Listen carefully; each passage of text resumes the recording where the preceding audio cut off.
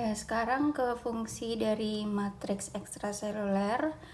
eh, Biasanya disingkatnya itu MES, matriks ekstraseluler, atau bahasa Inggrisnya itu extracellular matrix atau ECM ya, ECM.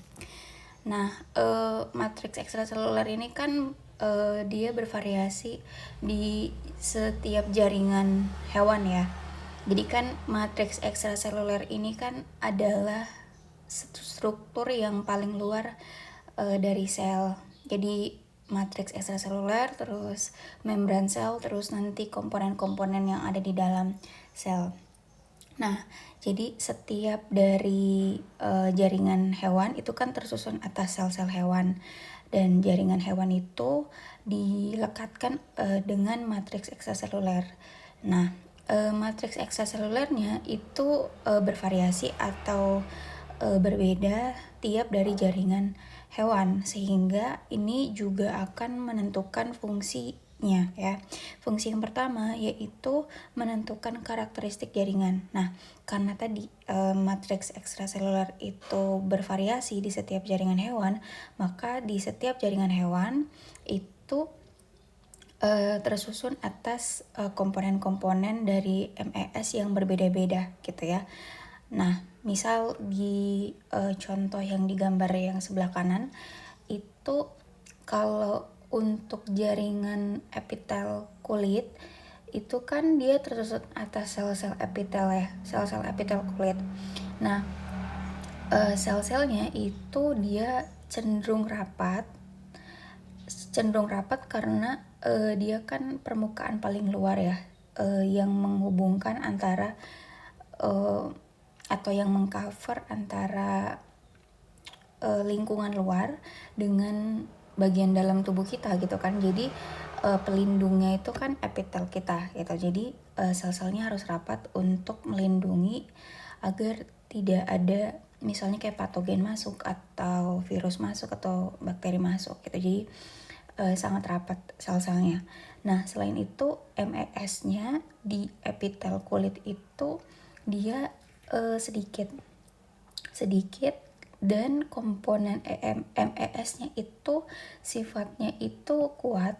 Dia harus kuat karena harus melindungi ya kan sel-sel kulit, sel-sel epitel kulit, tapi dia juga harus fleksibel dan elastis gitu. Jadi kalau misalnya kayak kita cubit tangan kita itu kan dia itu jadi kayak bisa lentur gitu ya, maksudnya tidak kaku gitu, tapi dia juga kuat kan, dia juga rapat. Nah itu, nah beda dengan misalnya yang ada di jaringan tulang keras.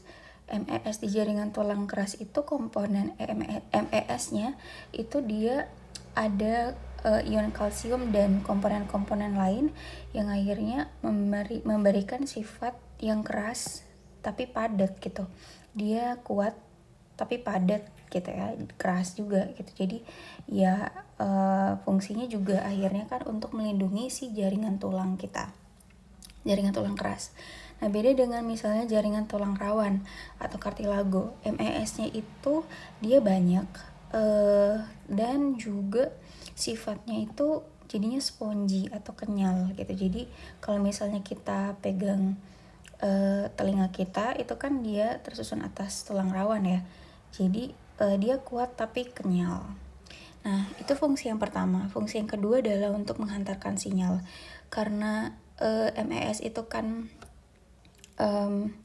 dia itu yang paling luar dari sel gitu ya, maka dia juga berfungsi untuk menghantarkan sinyal atau berfungsi untuk menerima sinyal gitu ya, menerima sinyal dulu entah dari sel di sebelahnya atau misalnya dari molekul yang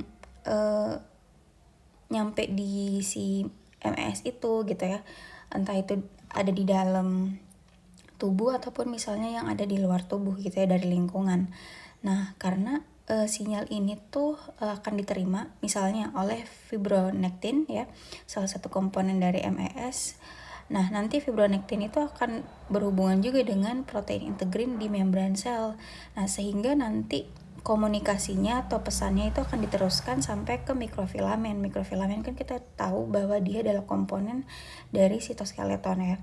Jadi nanti mikrofilamen akan menyebabkan sel yang menerima sinyal itu, entah dia tumbuh atau bergerak gitu ya, dia akan bergerak, bisa pergerakannya itu misalnya membuat sel itu lebih besar volumenya, atau bisa memindahkan sel itu gitu, terjadi pemindahan sel karena pergerakan dari mikrofilamen, atau misalnya nanti bentuk selnya juga akan sedikit berubah gitu. Jadi intinya adalah penghantaran sinyal ini awalnya diterima dulu oleh MES yang ada di luar sel gitu ya, terus nanti akan berhubungan dengan komponen protein integrin di membran sel, dan nanti akan diteruskan pesannya ke mikrofilamen, dan mikrofilamen akan memberikan respon, entah itu jadi pergerakannya berupa pertumbuhan sel, selnya dari kecil jadi besar gitu, penambahan volume, atau misalnya selnya akan berpindah atau bergerak,